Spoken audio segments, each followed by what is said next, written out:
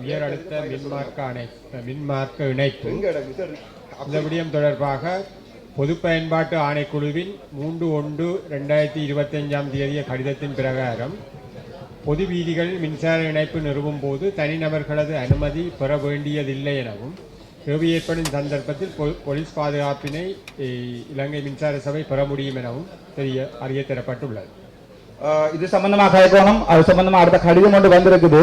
அது சம்பந்தமான பொதுமக்கள் யாராவது இருக்கிறீங்களா அல்லது எங்களுக்கு அந்த பிரதேச செயலாளர்கிட்ட இருந்து இப்போ பிரதேச தவிசாளர் இல்லாதபடியா பிரதேச செயலாளருக்கு ஜூடிஏக்கு வந்த கடிதத்தின் விளக்கத்தோட சொல்ல சொல்லி கேட்கிறேன். வள்ளி வடக்கு நினைக்கிற செயலாளர் இல்லையா? வணக்கம். 13/12/2024 கூட்டத்தில் தீர்மானிக்கப்பட்டதுக்கு அமைவாக 3/1/2025 பிரதேச செயலர் தலைமையில் அங்கே ஒரு கூட்டம் நடைபெற்றது. அந்த கூட்டம் நடைபெற்று கொண்டிருக்கிற சந்தர்ப்பத்திலேயே பொது பயன்பாட்டு ஆணைக்குழுவிட்ட இருந்து அவருடைய ஒரு கடிதம் எடுக்கப்பட்டது. அந்த கடிதத்தில் பிரதேச சபையினுடைய அனுமதி எடுக்க வேண்டாம் என்பது தொடர்பாக தெளிவாக சொல்லப்படவில்லை. அதன் பிறகு நாங்கள் எங்களுடைய சட்ட ஆலோசகர்கிட்ட ஆலோசனை கேட்ட அடிப்படையில் நாங்கள் வழக்குக்கு போகிறதுக்கு முதல் சட்டமா அதிபரிடம் ஆலோசனை பெறுமாறு அறிவுறுத்தப்பட்டிருந்தது. அந்த ஆலோசனை நாங்கள் நேரடியாக பெற முடியாது. அதனால் ஆணையாளருக்கு அது சம்பந்தமாக அறிவிச்சிருக்கிறோம். இந்த நிலைப்பாடுலாம் இது இருக்கிறது. அப்படியான ஒரு நிலைப்பாடுல இருக்கல நாங்கள் அதில் மீண்டும் இணைப்ப கொடுக்கறது பிள்ளையோ ஐயா. நாங்கள் அது என்ன பொதுமக்களுடைய கோரிக்கையை தான் கேட்டுக்கொண்டு இந்த உயரிய சபைக்கு சொன்னாங்க. அதன்படி அதை சட்ட ரீதியான நடவடிக்கை உட்படுத்துங்கன்னு சொல்லி தெளிவாக ஒரு கடிதம் ஒன்று வந்திருக்கேக்கல. அதையும் தாண்டி நாங்கள் மின் இணைப்பை கொடுக்கறது பிள்ளையோ இல்லையோ? அதே நாங்கள் அப்படியான ஒரு முடிவு எடுக்கிறோம். நாங்கள் மின் இணைப்பை கொடுக்க போறோம். பொதுமக்கள் அந்த இடத்துல இருக்கிற 21 குடும்பங்கள்ல 11 குடும்பங்கள் கௌரவ ஆளுநருக்கும் கௌரவ அமைச்சருக்கும் வந்து நேரடியாக கடிதம் தந்திருக்கிறார்கள். அதுக்கு மின்சார சபை அப்ப நாங்கள் அதையும் மீறி கொடுக்கிறோம் என்று சொன்னா அரசாங்கம் தேவையில்லை, டிசிசி மீட்டிங் தேவையில்லை, அமைச்சர் தேவையில்லை. நாங்கள் நேரடியாக அதாவது அவையே சொல்லியிருக்கணும் நீங்கள் சட்ட நடவடிக்கைக்கு போங்கன்னு சொல்லி. இந்த ஜனாதிபதி அலுவலகத்திலிருந்து வந்த கடிதம் கூட என்ன முழு தகவலும் என்ன தந்திருக்கு. அப்ப இதையும் நாங்கள் ஒரு கேள்விக்கு உட்படுத்தி இது ஒரு சட்ட நடவடிக்கைக்கு உட்படுத்திக்கல. ஏன் நாங்கள் அதையும் மீறி அதாவது நாங்கள் அடாவடியா அதுல மின்சாரத்தை கொடுக்க வலிக்கிறோம். அதை நாங்கள் இந்த டிசிசி மீட்டிங்ல சொல்லணும். நாங்கள் இதுக்குரிய லீகல் ப்ரொசீஜர் எந்த ஒரு கோர்ட்ஸுக்கு போனாலும் ஒரு லீகல் ப்ரொசீஜர் முடியும் வரைக்கும் நாங்கள் ஒரு நாளுமே அதுக்குரிய ஆக்ஷன் எடுக்கப்படுறதில்லை. அது எந்த கோர்ட்ஸ்லையுமே ஸ்டேட்டஸ் கோ ஒன்று கொடுபடுறது. நாங்கள் இதில் ஒரு ஸ்டேட்டஸ் கோ ஒன்று கொடுத்திருந்த நாங்கள் மின்சார சபை இணைப்பை வழங்கக்கூடாது எங்கள்ட சபையில முடிவெடுக்கும் வரைக்கும். அதே பிறகு அவருடைய தவிசாளர் தெளிவாக சொல்லியிருக்கிறார். அதுக்குரிய சட்ட நடவடிக்கைக்கு எடுக்க போக சொல்லி இருக்கிறார். மின்சார சபை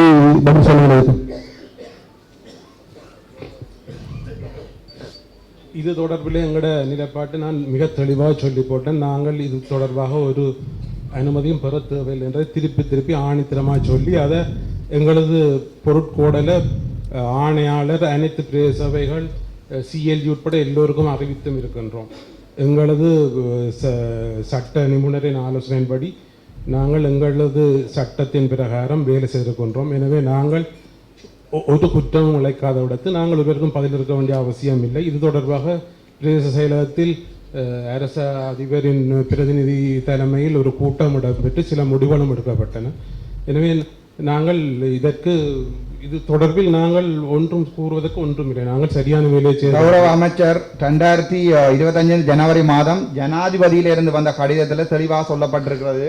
அதற்குரிய முடிவுகளை எடுக்கும் வரைக்கும் ஒன்றும் செய்ய வேண்டாம் என்று. இப்போ நாங்கள் என்னென்றால் ஜனாதிபதியின் உத்தரவையும் மீறி நாங்கள் செய்யத்தான் போகிறோம். சட்டம் வந்து நீங்கள் சட்டத்தின்படி பார்த்துக்கொள்ளுங்கன்னு சொல்றது நான் நினைக்கிறேன் ஒரு பாரதூரமான பிரச்சனை. முக்கியமாக அது பிழையான தகவல். நாங்கள் இந்த டிசிசில கதைக்கு முதல் செய்த வேலை நீங்க ஒரு மீட்டிங் கால் பண்ணி நாங்கள் ஒரு வேலையும் செய்யல. நாங்கள் ஒரு வேலையும் செய்யல. மற்றது சட்டப்படி எங்களோட முரண்படாமல் இல்லாத ஏதாவது கோர்ட்ஸ் ஆர்டர் ஏதாவது ஸ்டே ஆர்டர் இருந்தால் நாங்கள் உண்மையை நாங்கள் செய்யல. எங்களுக்கு தேவையில்லாத வேலை என்னத்துக்குன்னு நாங்கள் பேச அமைச்சர் வழக்கம் தாக்கல் தான் பொதுமக்கள் பிரதிகளா நாங்கள் இங்க இருக்கிறோம். இந்த பிரச்சனை சட்ட ரீதியா முடிச்சு இது பொதுமக்கள் தொடர்பானது எல்லாம் அங்குள்ள ஒருவர் இவருக்கு படிப்பித்த ஒரு பெண்மணியின் அந்த கதையை ஒரு நாளும் இல்ல. அது இந்த 19 பேர் முழு கௌரவ ஆளுநர் முழு நாட்டையுமே பிள்ளையாக வழி நடத்துகிறார். ஒரு நாள் இல்ல இல்ல, நீங்க உங்களுடைய தாண்டோண்டத்தனமான பதிலை இங்க சொல்லாதீங்க. கௌரவ ஜனாதிபதிக்கு முறைப்பாடு அளிக்கப்பட்டிருக்கிறது, கௌரவ ஆளுநருக்கு முறைப்பாடு அளிக்கப்பட்டிருக்கிறது. எனக்கு விருப்பமான ஒரு ஆள் அசைன் பண்ணியிருக்கணும். அந்த இடத்துக்கு கோல் பண்ணினது முதலாவதா இளங்குமரன் அவர்களுக்கு தான் வர சொல்லி அவர்களது முறைப்பாடுகளுக்கு குற்றச்சாட்டுகளுக்கு தெளிவான பதில் வழங்கப்பட்டது. பாதுகாப்பு என்றார்கள், பாதுகாப்பு பிரச்சனை இல்லை என்று சொல்லப்பட்டது. பிரதேச சபையில் அனுமதி எடுக்க தேவையில்லை என்று சொல்லியிருக்கிறது. அவர்களது காணி கூட பொதுப்பாதையூடாக செய்கிறது. பிறகு இது ஒரு பிள்ளையான முன்னுதாரணமாகி ஒரு மின்னலுக்கு நீங்க வழக்கம் விட முடியாத வழி நடத்தி கொண்டு நீங்கள் இந்த ஒரு கூட்டத்தை டிசிசி என்று கூப்பிட்டு வச்சுட்டு அதிகாரிகளை அவமானப்படுத்துற மாதிரி அல்லது அவர்களை நாங்கள் கீழ்த்தரப்படுத்துற மாதிரியான கேள்விகளை கேட்கறதுக்கு இந்த கூட்டம் இல்லை. ஒரு விஷயம் நான் கேட்கறது மட்டும் பயில சொல்லுங்க. யாரையும் நீங்க அவமானப்படுத்தல. உங்களே கேள்வி கேட்கலாண்டா நீங்க இருங்கோ. நான் கேட்கிறேன், உங்களால கதைக்க முடிஞ்சது கௌரவ பாராளுமன்ற உங்களால கதைக்க முடிஞ்சது அரசியல். நான் கேட்கிற ஜனாதிபதி வந்த கடிதத்துக்கு என்ன பதில்? இல்ல இல்ல அது வந்து இப்ப இல்ல இல்ல இப்ப அமைச்சர் இது என்ன குறுக்கு விசாரணை நான் கேட்கறது கௌரவ ஜனாதிபதி இருந்து வந்த கடிதத்துக்கு என்ன பதில்? இல்ல இல்ல இப்ப இது பொதுமக்களுடைய பிரச்சனை, இந்த தனிப்பட்ட பிரச்சனை இல்ல இல்ல இது இப்ப இடைநிறுத்தப்பட்டு தான் இருக்குது. இப்ப வந்து இல்ல இல்ல இல்ல இந்த பிரச்சனை வந்து மின்சார சபையால அந்த காலத்துல வழங்கப்பட்டிருக்குது. இல்ல இல்ல வழங்கலாது. மின்சார சபையால வழங்குறதுக்கு பிரதேச சபையில இருந்து அனுமதி எடுக்கணும், நடவடிக்கை எடுத்தது. இப்ப வந்து இந்த பிரச்சனை வந்தா தயவு செய்து இது ஒரு நீதிமன்ற பிரச்சனை ஆக்க வேண்டாம். இது வந்து ஒரு டிசிசி மீட்டிங்ல முடிக்க வேண்டிய பிரச்சனை. கௌரவ ஆளுநர் இருக்கிறார், அமைச்சர் இருக்கிறார். நீங்கள் போய் அந்த பொதுமக்களோட கலந்துரையாடுங்க. கலந்துரையாடி அது கொண்ட ஒரு விசேட கூட்டத்தை எங்களை போன முறை ஒரு விசேட கூட்டம் அழைக்கப்பட்டிருக்கிறது. கௌரவ பிரதீபன் அல்ல, பிரதீபனுடைய அசிஸ்டன்ட் ஜிஏஆல ஒரு கூட்டம் அமைக்கப்பட்டிருக்கிறது. சம்பந்தப்பட்ட மக்கள்ல ஒருத்தரை மட்டும் கூப்பிட்டு எங்களுடைய மின்சார சபையில இருந்து 12 பேரை கூப்பிட்டு இருக்கிறார்.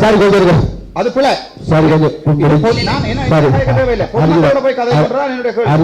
இது வந்து இப்ப இடைநிறுத்தப்பட்டிருக்குது. இப்ப வழங்கப்பட இல்ல. அரசியலும் இல்ல. இங்க வாங்க, அரசியல் நீங்கள் கொடி காட்டி தூக்கி தான் அரசியலுக்கு போனீங்க. நாங்கள் எங்கேயோ இருந்துட்டு தான் அரசியலுக்கு வந்திருக்கிறோம். நான் அரசியல் செய்யல. சொல்றேன், நான் கரம்பில் எழுதி போட்டு ரெண்டு பேர் நிக்கிறீங்களா இல்லையா? உண்ட விளங்கிக் கொள்ளுங்க. உங்கள மாதிரி அது கூட இல்ல அது கூட ஒரு விஷயம் இல்ல இது கூட பிரச்சனையை நான் கதைக்கிறதுக்கு நான் 100% சூரா தான் இருக்கிறேன். இந்த பிரச்சனையை பொதுமக்களை கூப்பிட்டு கதைப்போம். அவ்வளவுதான் நான் கேட்கிறேன். அந்த இலங்கை நிப்பாட்டுங்களே, அர்ஜுனா நிப்பாட்டுங்களே. இல்ல இல்ல ஒன்று நான் சொல்றேனே, இவர் சொல்ற கருத்துக்கள் எல்லாம் பிழை. நான் சொல்ற கருத்து பிழையண்டா ஐயா. அந்த 19 21 குடும்பத்தை கூப்பிடுவோம். தனிப்பட்ட ரீதியில உங்கட இல்ல இல்ல நீங்கள் உங்கட எலக்ட்ரிசிட்டி போர்டுக்கு சப்போர்ட் பண்றவங்க இளங்குமரன், நீங்க பில் எழுதினது காண்டி நீங்கள் வீடு வீடா போய் நாயை பிடிங்க கொண்டு சொல்லி பில் எழுதினது காண்டி நீங்கள் உங்களுடைய எலக்ட்ரிசிட்டி சப்போர்ட் பண்றீங்க. சரிதானே? ஒன்றை விளங்கிக் கொள்ளுங்க. நான் சொல்றேன் 19 அல்லது 21 அந்த 21 குடும்பத்தை கூப்பிட்டு முடிவெடுப்போம்ன்றதான் என்னுடைய இது. இப்ப நான் சொல்ற பொய்யா இருந்தா இல்ல இல்ல ஒரு குடும்பத்துக்கு சப்போர்ட் பண்றேன்டா ஏன் 21 குடும்பம் சைன் பண்ணி ஆளுநருக்கு கடிதம் கொடுக்குது? முதல் நீர் ஒழுங்கா வேலை செய்திருக்கணும். நீர் எனக்கு படிக்க நான் எம்பிபிஎஸ் அவரோட மாஸ்டர் 2 செய்திருக்கேன்.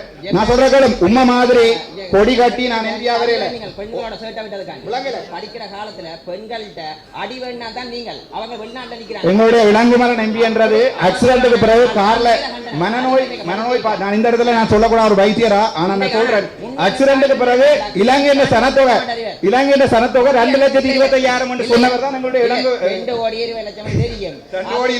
அதுல வீடியோ வந்து என்னென்றால் தனிப்பட்ட ரீதியா நானும் கவலைப்பட்டு சொல்லுங்க. நான் கேட்கிறேன் ஐயா, நீங்கள் ஒரு பாராளுமன்ற அமைச்சர்.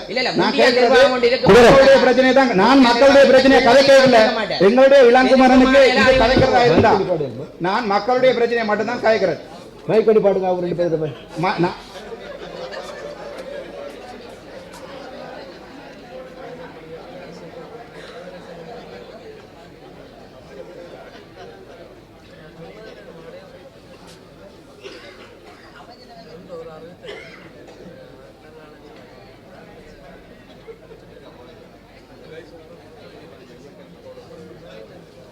இருக்கிறது நான். நீங்க எல்லாருமே என்னோட தான் பேசணுமே தவிர அதிகாரிகளோட அல்ல. அதான் சபையின் முறை. நாங்கள் என்னென்னா இப்போ தொடர்ச்சியாக இந்த யாழ்ப்பாண மாவட்டம் யாழ்ப்பாணத்துக்கு ஒரு பெருமை ஒன்று இருக்குது தானே, அந்த பெருமையை சீர்குலைக்காக தான் நான் கேட்டுக்கொள்கிறேன். அதாவது கொஞ்சம் கொஞ்சங்களை இருங்க போதும். இல்லை இல்லை என்ன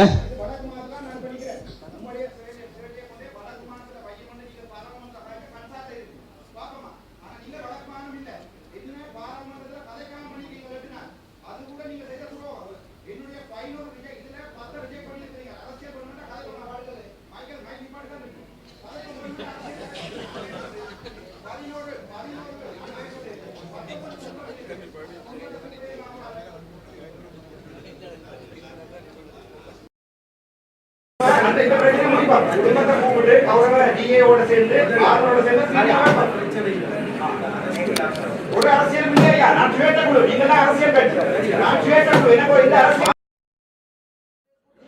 உங்களோட விமல் ரத்நாயக் என்ன செய்திருக்க சோசிய அன்னிக்கு நான் கதைக்காக உண்டு சொல்லி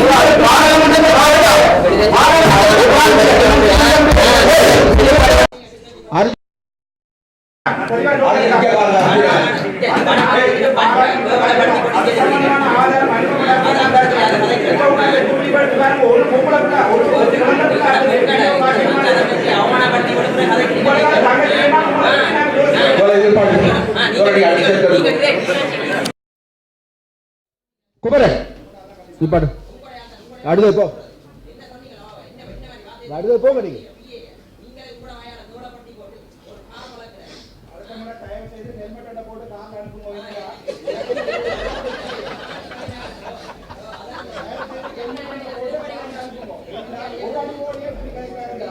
மின்சார விநியோகம் சரி நீங்க போ. குமரன் பொதுமக்களுக்கான மின்சார விநியோகம்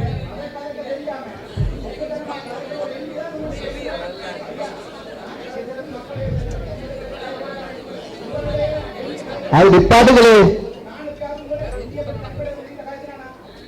உங்களை யார் யார் யாரு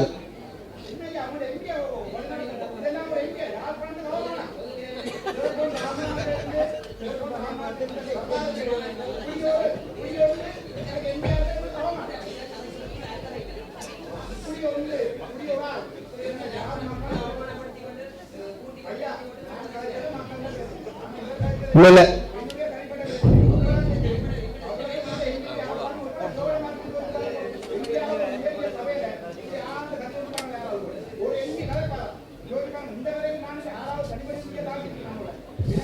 சரி நிப்பாட்டுங்களா? சரி தயவு செய்து தயவு செய்து நான் சொல்றேன் என்ன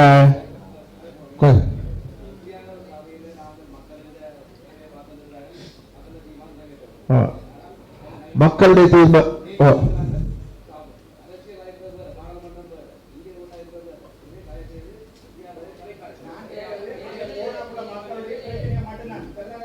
இல்ல கொஞ்சம் அந்த நேரத்தில் நீங்க கொஞ்சம் அந்த நேரத்தில் அர்ஜுனா இங்க பாருங்க அர்ஜுனா, நான் மீண்டும் தயவா கேட்கிறேன், சரியா?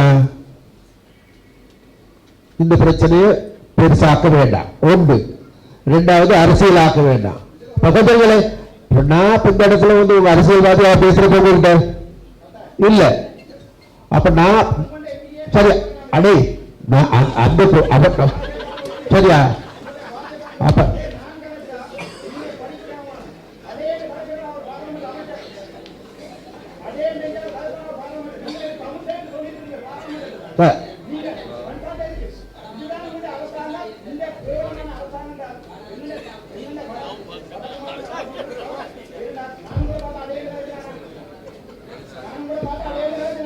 இப்ப நீங்க மரியாதை அதுதான், நீ மரியாதை கொடுக்கிற அந்த மரியாதை வாங்கிக்கொள்ளணும்.